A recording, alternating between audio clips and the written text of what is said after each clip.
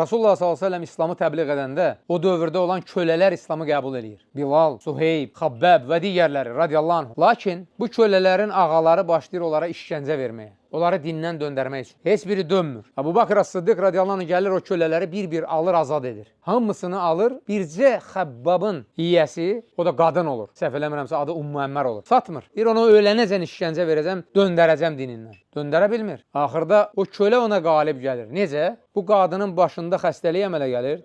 Ağrılara dözə bilmir. Başını o qədər divara çırpır ki, o cürünə də ölür. Qadının qardaşları qorxur ki, yəqin buna elədikləri zülümdür. Bu müsibət gəldi onun başına. Dərhal satırlar onu. O da azad olur. Lakin o işgəncə verilən vaxt, bilirsiniz necə işgəncə verirlər ona? Hər gün çıxardırlar səhraya, hər gün. Uzadırlar yerə, əllərini, ayaqlarını bağlayırlar yerə.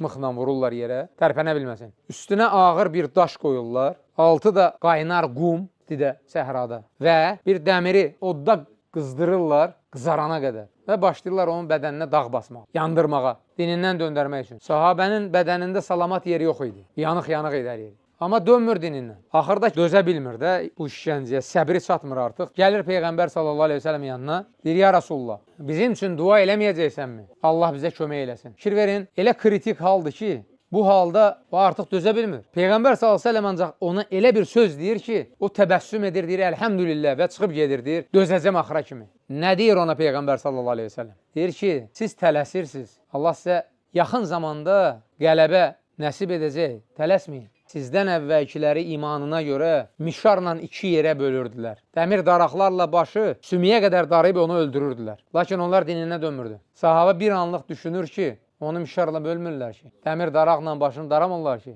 Müqayisə edir öz halını və deyir, əlhəmdülillah, dönüb gedir ki, axıra qədər dözəcəm. Fikir verirsinizmi? Rasulullah sallallahu aleyhi və səlləmin nəsihəti necə adama təskinlik verir.